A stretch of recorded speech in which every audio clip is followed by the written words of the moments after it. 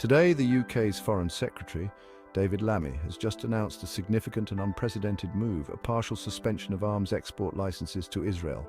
This announcement, made in the House of Commons just moments ago, could have major implications for the ongoing conflict in the Middle East. It is with regret that I inform the House today that the assessment I have received leaves me unable to conclude anything other than that, for certain UK arms exports to Israel, there does exist a clear risk that they might be used to commit or facilitate a serious violation of international humanitarian law. I have informed my right honourable friend, the Business and Trade Secretary, and he is therefore today announcing the suspension of around 30 from a total of approximately 350 to Israel, as required under the Export Controls Act. These include equipment that we assess is for use in the current conflict in Gaza, such as important components for military aircraft, including fighter aircraft, helicopters and drones, as well as items that facilitate ground targeting.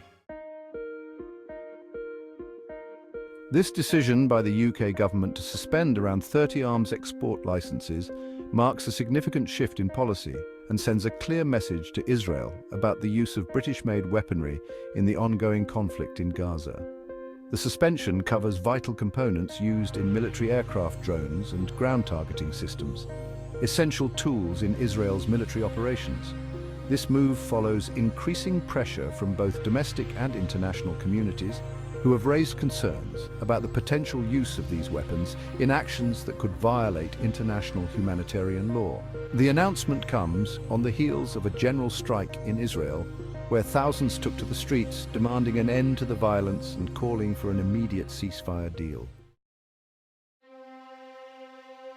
Today's general strike saw thousands of people flooding the streets, adding to the mounting pressure on Israel and its Prime Minister, Benjamin Netanyahu, and calling for his resignation. These protesters have argued that he is now the main obstacle to peace, security, and the release of hostages. In addition to the protests, there's been growing discontent among international leaders. Just an hour before the UK's announcement, US President Joe Biden also expressed frustration, criticizing Netanyahu for not doing enough to secure a ceasefire and address the escalating humanitarian crisis in Gaza. So, what does this partial suspension really mean in the context of the Gaza conflict? And could it help prevent what some are describing as an unfolding genocide? The suspension of arms exports could significantly impact Israel's military capabilities, particularly in its air and ground operations in Gaza. By cutting off access to key military components, the UK is aiming to curb the intensity of the ongoing military actions, potentially limiting the scale of the destruction in Gaza and reducing civilian casualties. However, this move also raises several questions. Will it be enough to pressure Israel into a ceasefire or force them to negotiate peace? And how will this affect the UK's relationship with Israel moving forward? While the suspension targets specific licenses, the broader implications could strain diplomatic relations, especially as other nations watch closely to see if further actions are taken.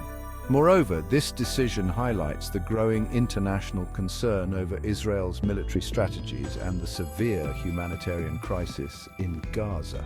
The conflict has already led to a staggering loss of life, with The Lancet suggesting possibly over 190,000 deaths and massive displacement of people, with many international voices condemning the actions as genocide. As the situation continues to evolve, the world is watching closely. The UK's partial suspension of arms exports could be a pivotal moment in the conflict, signalling a shift in how the international community is willing to engage with Israel's actions in Gaza.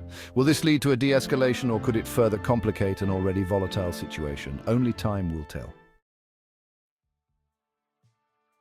We'll continue to bring you the latest updates on this developing story. Make sure to subscribe to our channel and hit the notification bell so you don't miss any important news. Thank you for watching, and stay informed.